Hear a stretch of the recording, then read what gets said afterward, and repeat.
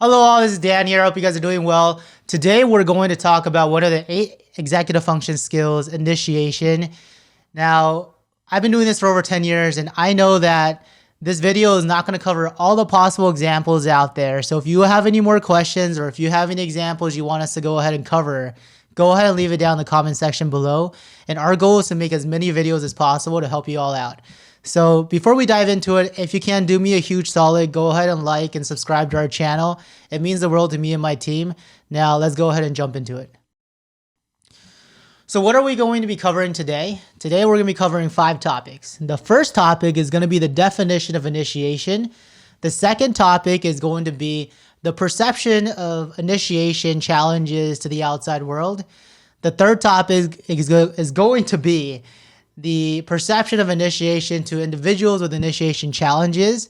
The fourth is going to be an example of a strategy that I like to do when it comes to individuals with an initiation challenges and the details of those steps that goes into it.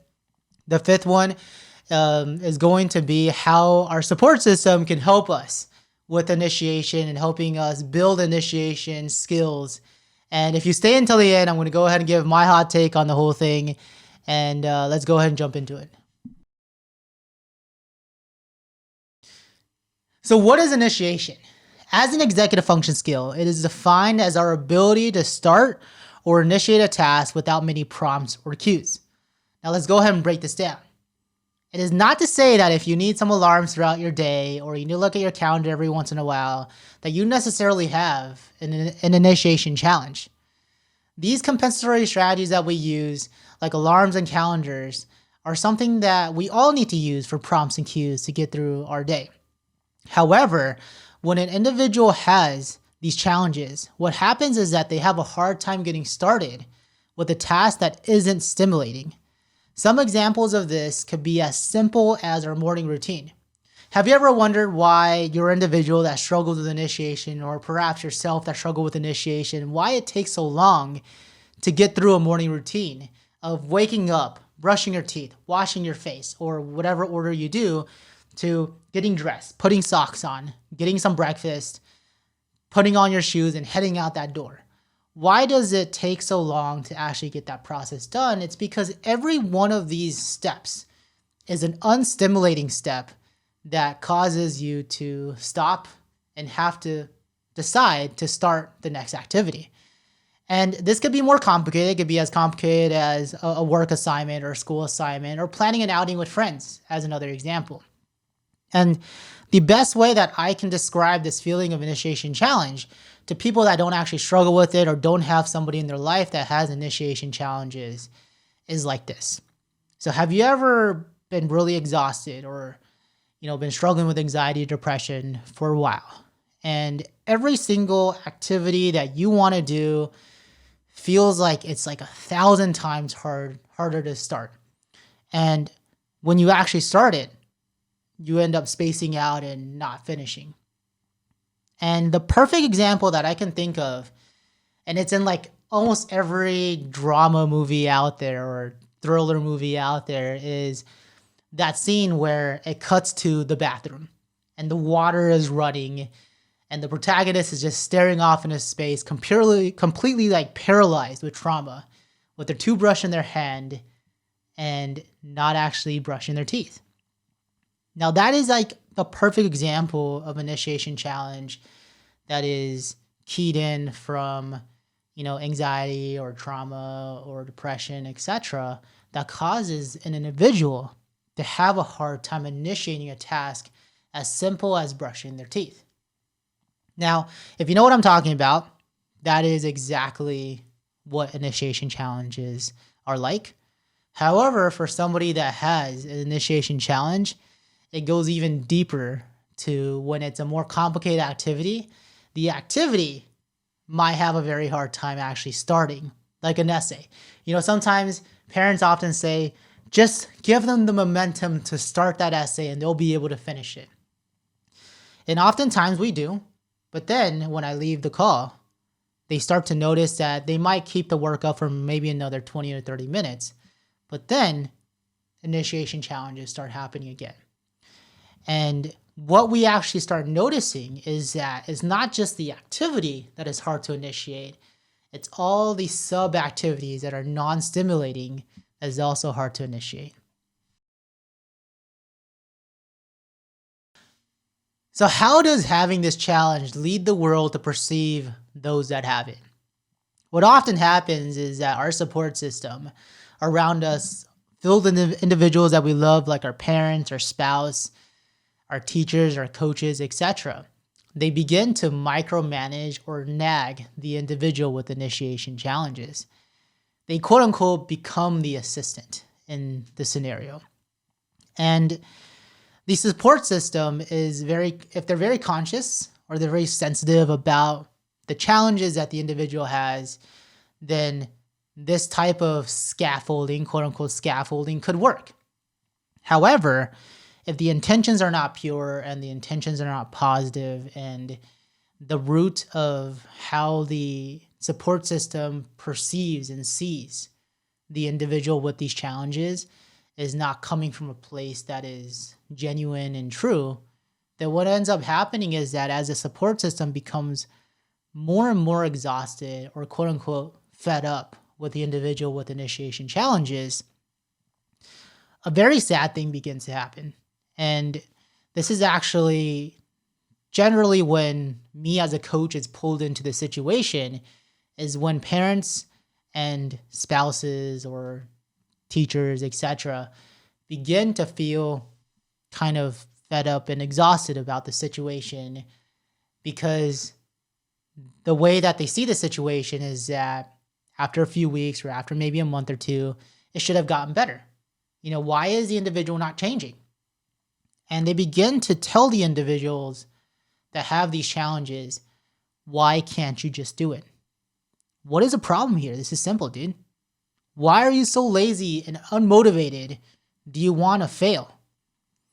And even if these exact words aren't said to the individual begins to feel this overwhelming sense of frustration with themselves, because what they are doing is that they are disappointing the people they love the most.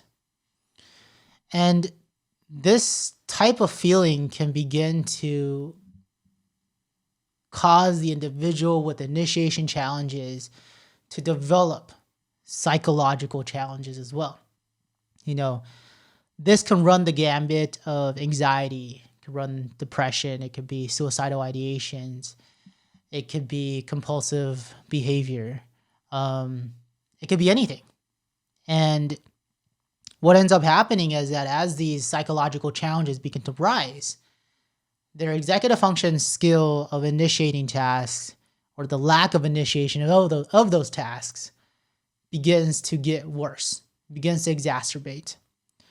And, it becomes overwhelming because, like I mentioned before, as it gets worse and worse, what happens is that the support system of the individual that has the initiation challenge begins to get more and more frustrated, and the individual feels that frustration. And, there's so much love in that frustration, but at the same time, the disappointment makes the love even harder to express.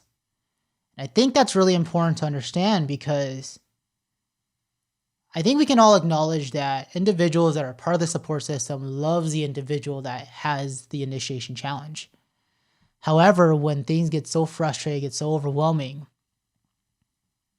the individuals that really love this individual that has initiation challenge finds it so hard to actually express love in a very genuine way.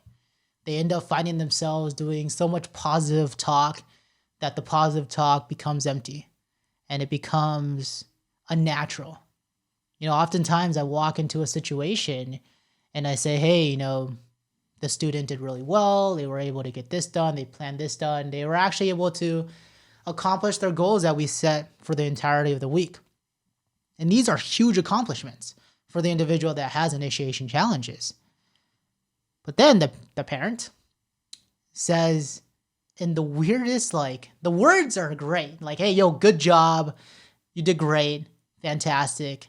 But the tone that comes out of it is like, that took you long enough. Like, what is wrong? Why couldn't you do this so much sooner? Why did I have to spend all this money and all this time for you to get there? And even though the words don't say that, the feeling comes out. And that is a very challenging feeling for the individual that probably also has emotional control challenges or working memory challenges or inhibition challenges to really process that feeling and be able to, after I leave, accomplish their goals for the rest of the week or the next couple days.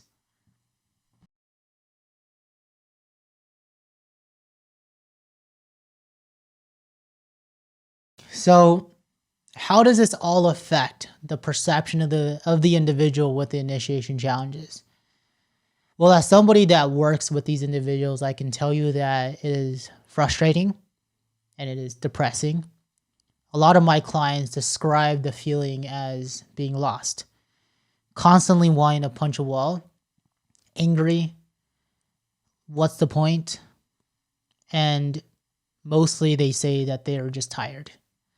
They know that it is not normal to struggle so much with their morning routine, with cleaning their room, or even slightly more complicated stuff like doing their homework or studying for a class that leads to their dream career, or when they're at their dream career, working on a presentation that showcases the hours and hours and hours of work that they put in. What I have found the majority of the time is that my clients, they really want to start. They want to be able to feel accomplished, productive, valuable to themselves and to the people that they find are valuable to them. But it is just so hard to start for them.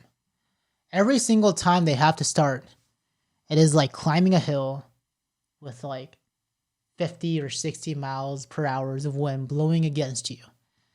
And by the time you get up to the top of the hill, you have to pick up a gigantic sledgehammer and knock down that wall that is preventing you from starting.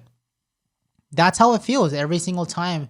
It is hard to start a task that is non-stimulating or a task that causes a great deal of anxiety or dread. And what truly sucks is that at some point, they too buy into the fact that they're a failure, inadequate, or useless. Because what else describes a person that can't start something that they are truly passionate about? That's what sucks, is that for some of my clients, it goes beyond just something simple like a morning routine. It goes into why they can't study for a class that they actually really like. Why can't they study for an exam that determines whether or not they can practice medicine or practice law or get into med school or whatever? And once they feel this sense of like, I suck, and they're in this state of depression, it even gets really hard for them to get out of bed. You know, this state of feeling like they are being pushed down into a never-ending cloud of fog further cripples their ability to initiate any tasks,